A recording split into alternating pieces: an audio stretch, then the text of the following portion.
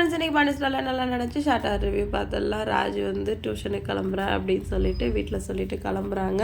மீனா வந்து உன்னோட விஷயத்தை பற்றி சொல்லு அப்படின்னு சொல்கிறாங்க. உடனே செந்தில் இருந்துட்டு நான் வந்து இந்த மாதிரி கவர்மெண்ட் எக்ஸாம் எழுத போகிறேன் அப்படின்னு சொன்னோடனே பாண்டியன் வந்து நக்கல் பண்ணுறாரு.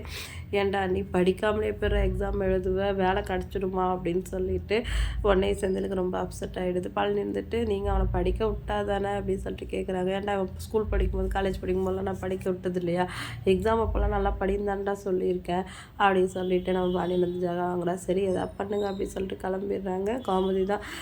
அவங்கவுங்க எல்லாம் அவங்கவுங்களுக்கானதை ரகசியமாக வச்சுக்கிங்க, நம்ம தான் ஓட்டவாய் மாதிரி எல்லாம் வளர வேண்டியதாக இருக்குது அப்படின்னு சொல்லிட்டு சொல்கிறாங்க.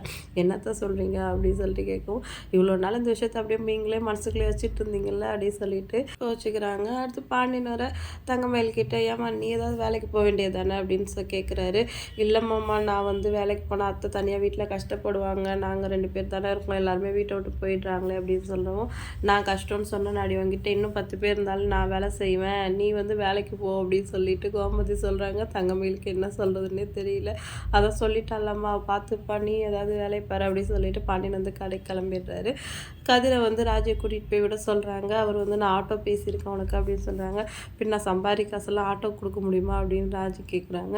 அப்போ நானே கொடுத்துட்றேன் அப்படின்னு சொல்லவும், உங்ககிட்ட காசு வாங்கக்கூடாது தான் நான் டியூஷனே எடுக்க போகிறேன், இல்லை உங்ககிட்ட காசு வாங்கி நான் ஆட்டோவில் போகணுமா அப்படின்னு கேட்குறாங்க. இப்போ என்ன தான் பண்ணலாம் சொல்லு, நீ சைக்கிள்லேயே ட்ராப் பண்ணு அப்படின்னு சொல்கிறாங்க.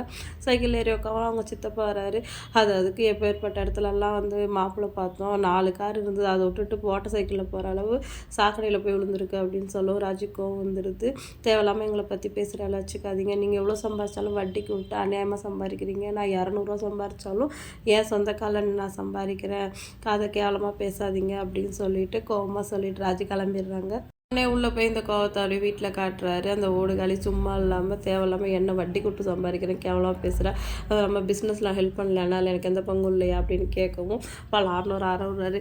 ஏன்டா எத்தனை தடவை சொல்கிறேன், அவளை காரணமாக வச்சு இந்த வீட்டில் பேசுறது, ஆல்ரெடி ஒருத்தி ஓடி போனா, அவளை விட்டுட்டு நம்ம வேலையை பார்க்கல, இவன் செத்துட்டான்னு நானே இருக்கேன், நீ ஏன் அவளை வச்சு வீட்டில் பிரச்சனை பண்ணிக்கிட்டு இருக்க, சொத்தில் பங்கு இல்லை பிஸ்னஸில் பங்கு இல்லைன்னு நான் சொன்னேன்னா, இனிமேல் இப்படி பேசி பிரச்சனை பண்ணுற வேலை வச்சுக்காது, அப்போதைக்கு குமார் கல்யாணம் ஆகலன்னு வருத்தத்தில் இருக்கா, அது எப்படி பண்ணுறது சொல்லிட்டு நான் யோசிக்கிறேன் அப்படின்னு சொல்லிட்டு அவர் கிளம்பிட்டுறாரு. இன்றைக்கி எபிசோடு தர முடிஞ்சிருச்சு. வீடியோ பிடிச்சா லைக் பண்ணிக்கோங்க, இன்னொரு வீடியோ நம்ம வெயிட் பண்ணலாம். டாட்டா பாய்.